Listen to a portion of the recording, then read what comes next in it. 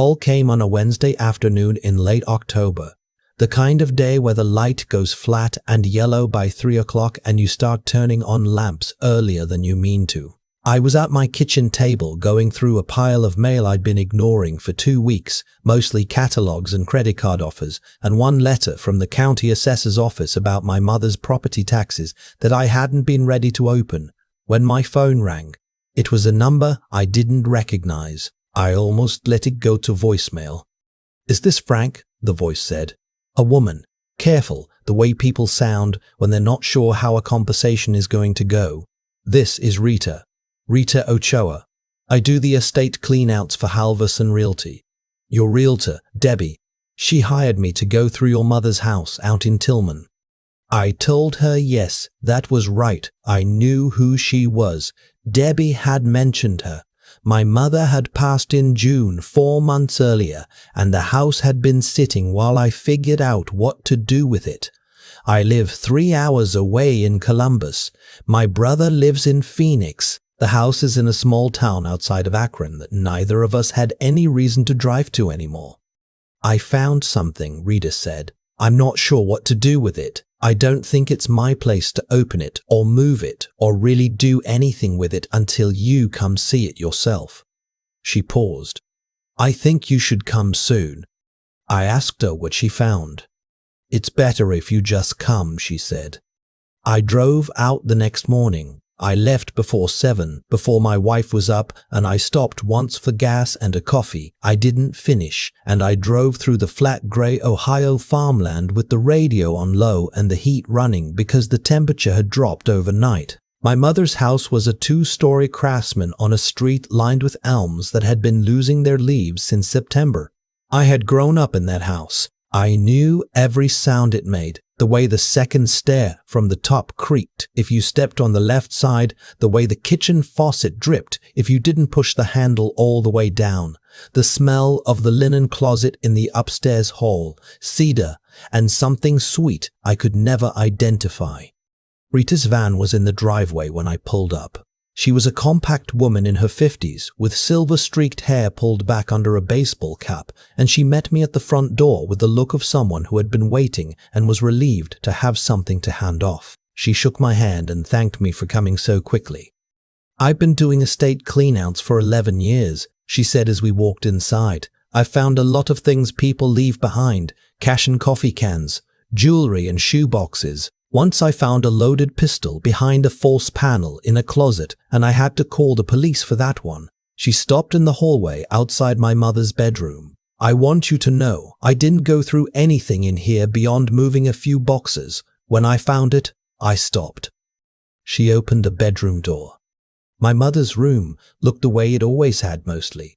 The same blue quilt on the bed, the same oval mirror above the dresser. The same framed photograph on the nightstand, the one of my parents on the Cape, 1987, my father squinting into the sun with his arm around her, both of them younger than I am now.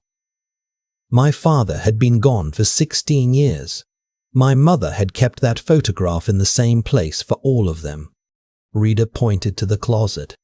She had moved the hanging clothes to one side to pull a vacuum bag of sweaters off the top shelf, and in doing so, she had knocked loose a section of the shelf's back panel, a piece of thin plywood about 18 inches wide, that had been fitted into a groove and painted the same cream color as the wall behind it.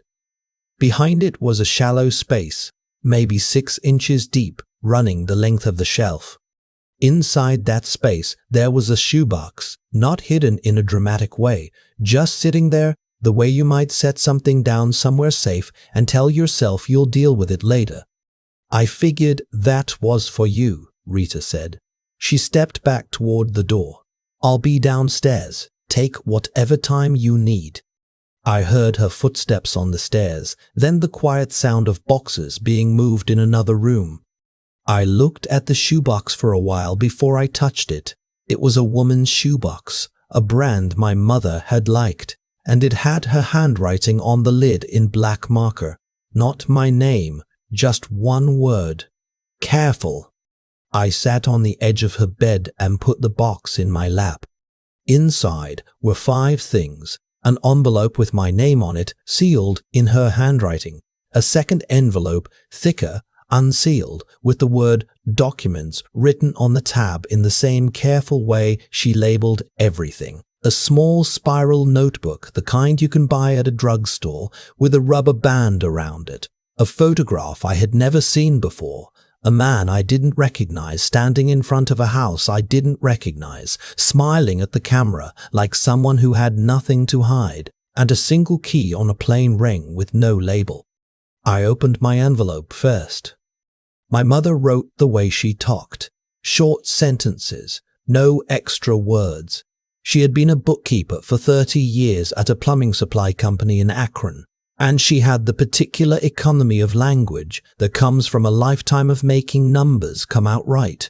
The letter was 2 pages in her neat, slightly compressed handwriting, and I read it 3 times before I put it down. Her name was Pauline. That's the first thing my mother wrote. Her name is Pauline, and she lives in Medina, and she has known about you your whole life, even though you have never known about her. Pauline was my half-sister.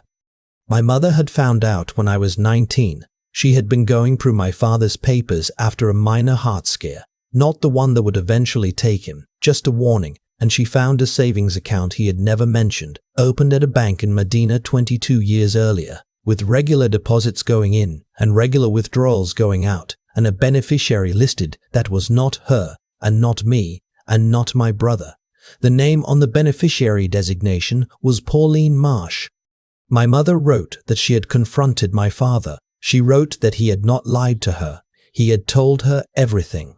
An affair that lasted 3 years in the late 1970s before they were married, with a woman who had moved to Medina and had the baby and had never asked him for anything. He had offered to help, and she had accepted, not out of dependency, but because she had decided early on that the child deserved something from him regardless of how things had turned out.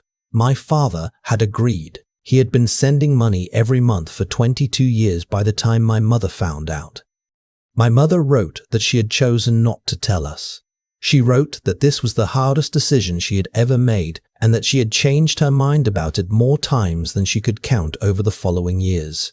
She wrote that she had eventually arrived at a place where she believed my father had done something right, even if he had done it wrongly, and that she did not think it was her place to either punish him for it or reward him by bringing it into the open while he was alive. She wrote that she had met Pauline once, briefly, when Pauline was in her early 30s. She wrote that Pauline was a quiet person who had built a good life for herself, who had not asked to be found, and who had nevertheless left the door open. And then my mother wrote this. I kept waiting to tell you until the time felt right. The time never felt right. I'm sorry for that. But you're reading this now, which means I ran out of time to wait. Her number is in the notebook. Call her when you're ready. Or don't, that's yours to decide. I set the letter on the bed beside me and looked at the photograph on my mother's nightstand for a while. My father, standing on the cape with his arm around her, younger than I am now. I sat there for a long time. The second envelope had documents, bank records mostly, copies of statements going back decades showing the account my mother had found, showing the regular transfers. My father had not stopped sending money after she found out. My mother had known about it for the last 22 years of their marriage, had watched it continue, had never mentioned it to either of my brother or me. The most recent statement in the pile was from 8 years before my father died. After that there was a gap, and then a single handwritten note in my mother's writing that said only, "He stopped when she asked him to. She was 40. She said she didn't need it anymore." There was a copy of a letter, typed on plain paper, no letterhead. It was from Pauline. Addressed to my father, it was short and formal in the way a letter is formal when the person writing it has thought very carefully about every word. She thanked him. She told him she had everything she needed. She told him she hoped his family was well. She signed it with her full name, Pauline Marsh. My father had kept the letter. My mother had found it and kept it too. And now it was in my hands in this quiet house in Tillman on a Thursday morning in October. while Rita moved boxes downstairs and the elms dropped their leaves in the wind outside. I picked up the spiral notebook. My mother had written in it sporadically over what looked like several years, notes to herself mostly, things she was thinking through. The entries weren't dated, but you could tell they weren't all written at once. The ink changed color, the handwriting changed slightly, the way handwriting does as people age. Most of it was fragments, questions she was asking herself, arguments she was making to herself and then arguing back against. Near the middle she had written, "The girls she grew up with are not her fault. The man he was before he was mine is not mine to judge. Holding it against her doesn't change what happened. Holding it against her doesn't either. What am I holding it against?" Near the end, she had written, "Frank would know what to do with this. He is more like his father than he knows, which sometimes worries me and sometimes makes me glad." I closed the notebook. I called my wife from the car in the driveway. Her name is Lorraine and we have been married for 19 years, and she is the most steady person I know.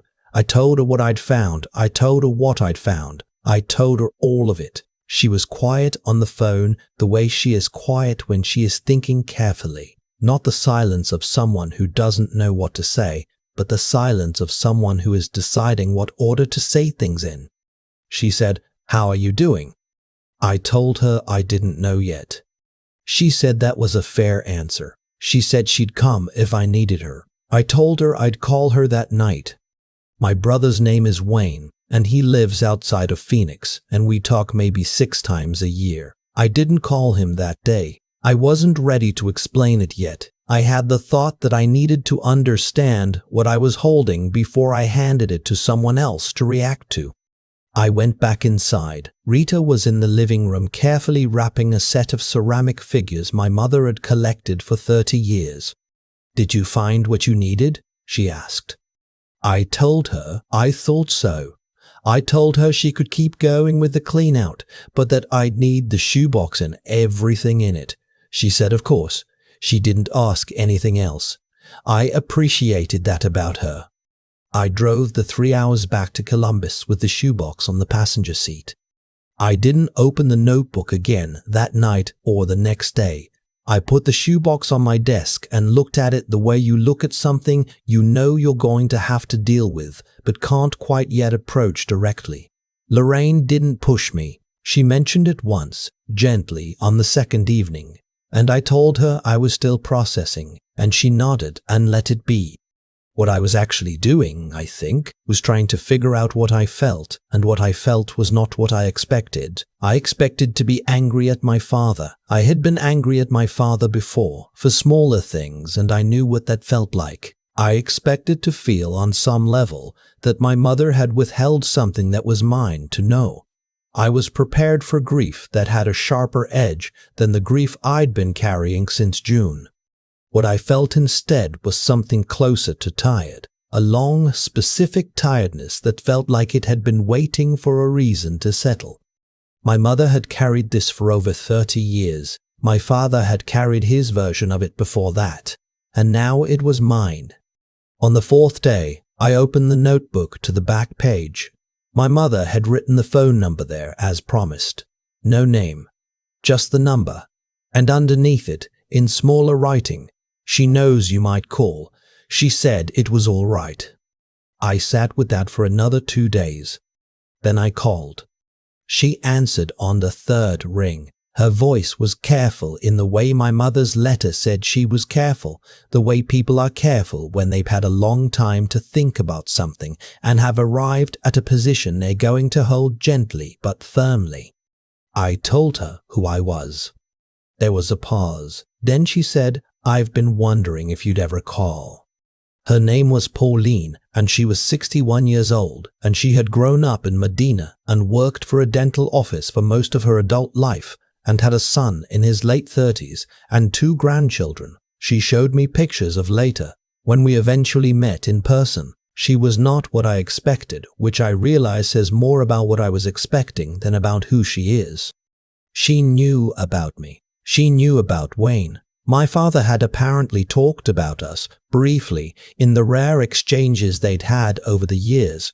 She had not asked for the information, but he had offered it, and she had filed it away the way you file away something you don't know what to do with yet.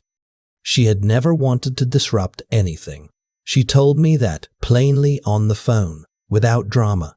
She said she'd had a decent life, and she hadn't built it out of resentment. She said she thought my mother had been a remarkable woman by handling something so difficult with so much quiet steadiness, and that she had said so to my mother when they'd met, and that my mother had looked at her for a long moment and then said, "I didn't always handle it quietly." I laughed at that. It surprised me. Pauline laughed too. We talked for nearly 2 hours that first call. We talked about our father. She called him that too, matter-of-factly. And I noticed that I didn't flinch, and about growing up in northern Ohio, and about what it was like to raise children, and about the particular shape that grief takes when it's for someone you had a complicated relationship with, which is its own kind of grief, slower and less clean than the other kind. At the end of the call she said, "I don't want anything from you. I want you to know that, whatever you want to do with this, that's yours." I told her I appreciated that. I told her I'd call again. I did. It took me 2 more weeks to call Wayne. I drove out to the house in Tillman again the day before I called him by myself, without telling Lorraine I was going.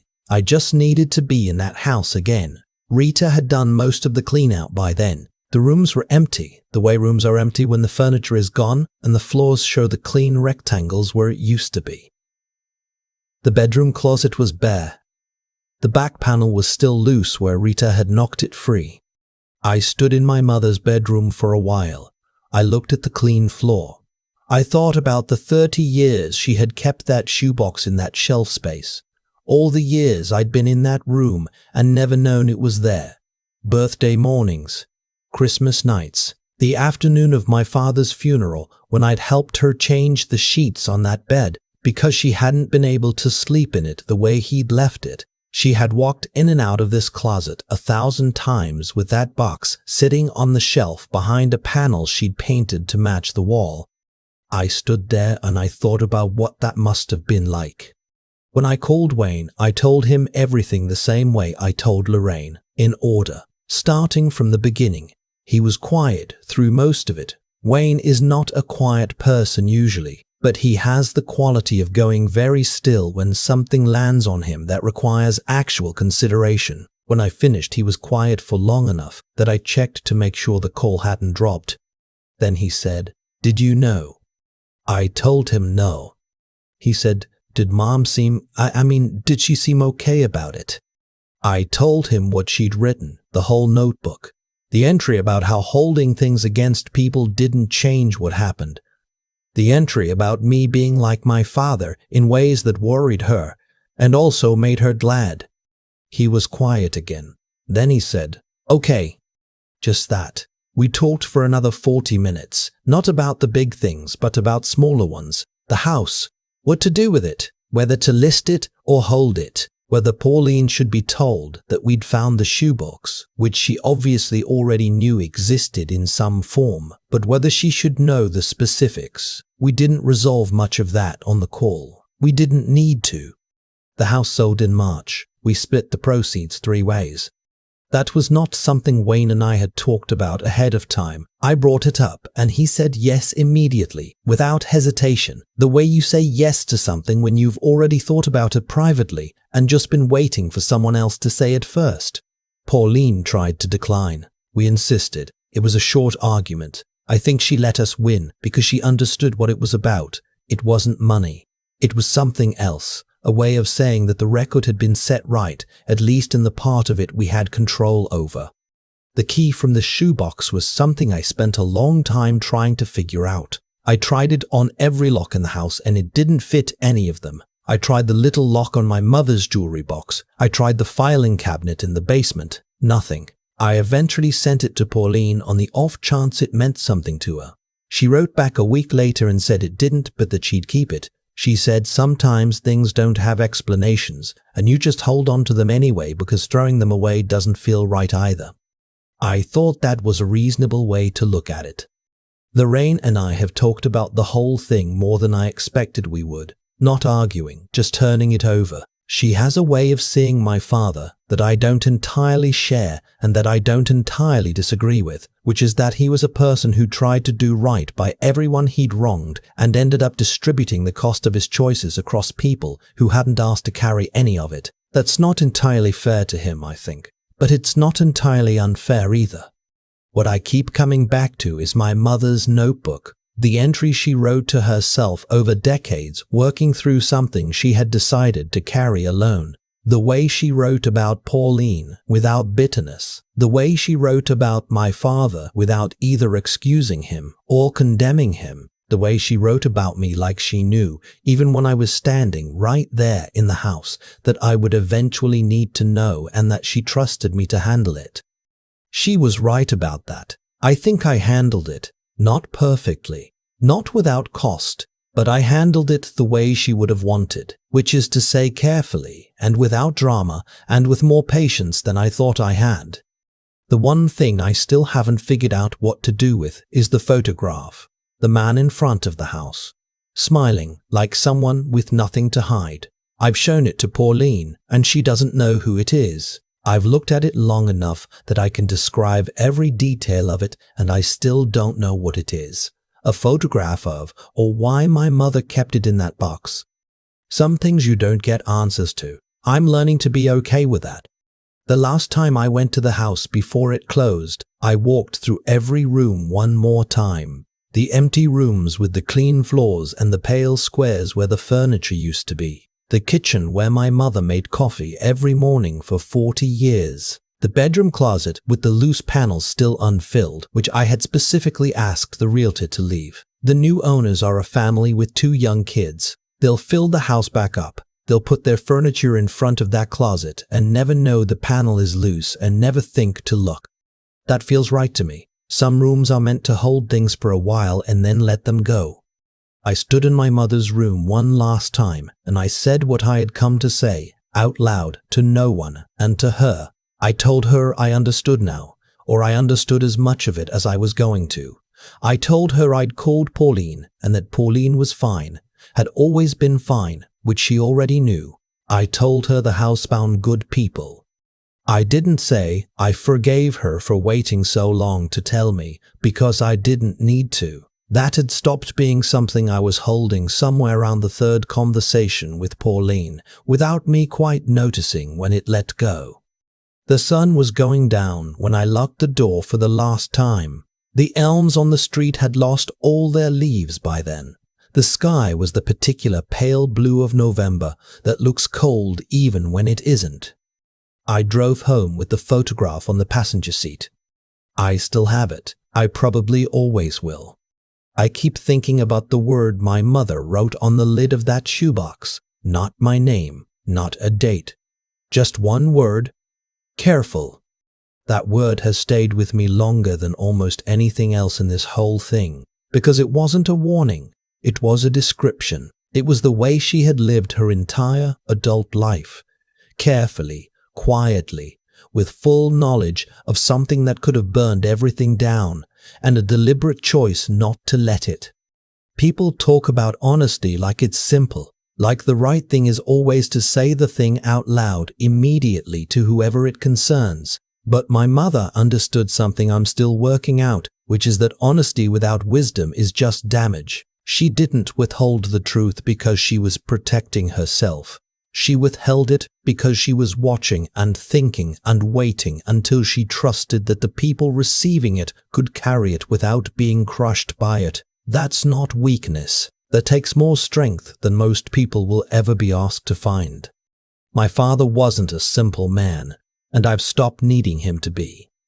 He made a serious mistake a long time ago, and then he spent decades doing the quiet, unglamorous work of trying to make it right. Not loudly, not in a way that earned him credit, but in the way that actually mattered, which was to make sure Pauline had what she needed and to not pretend that she didn't exist. He wasn't perfect, but he was accountable in his own way, in the private way of a man who knew what he owed and paid it without asking for recognition. There's something in that I respect more now than I did when I first read those bank statements. And Pauline. She grew up knowing exactly who she was and what she came from, and she built a whole life anyway. Not in spite of the situation, just alongside it, with a kind of clear-eyed steadiness that I found genuinely humbling. She didn't want anything from us. She just left the door open, which is its own form of grace. The fact that she and I talk regularly now, that she sends me pictures of her grandkids, that we have found something that looks like family without any of us forcing it, that didn't happen by accident. It happened because everyone in this story, at some point, chose to be decent when they could have been something else. I think about what it took for me to make that first call. How many days I sat with the notebook on my desk before I could pick it up. There was a version of me that could have just put the shoebox in the trash and let the whole thing close with the house. I'm glad that version of me didn't win. Not because the outcome was tidy, it wasn't, but because doing the hard thing honestly, following it to the end even when the end was uncertain, is the only way I know how to look at myself in the mirror. My mother trusted me with something enormous. She said so in the notebook. She said she thought I would know what to do. I don't know that I did, exactly. But I tried to be worthy of being trusted with it. And most mornings, that feels like enough. The photograph is still on my desk. The man I can't identify, smiling in front of a house I don't recognize. I may never know what it is. I've decided to stop needing to.